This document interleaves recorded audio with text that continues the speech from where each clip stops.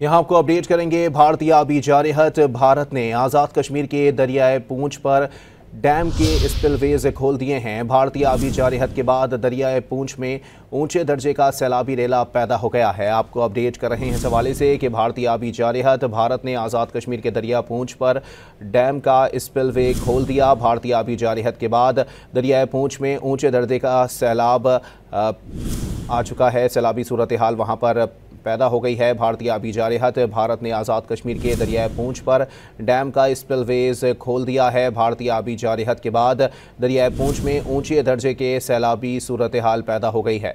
मजीद जानते हैं don news के नुमाइंदे नासिर रफ़ीक से। जी नासिर, बताइएगा इस वक्त क्या सूरत हाल है?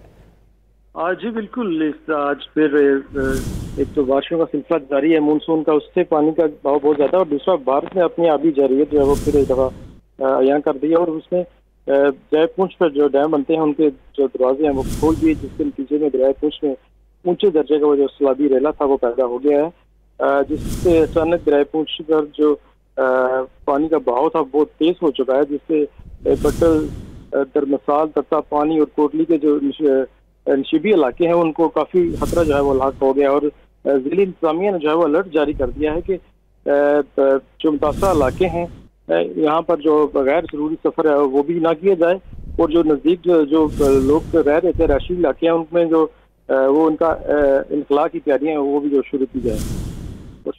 बहुत शुक्रिया।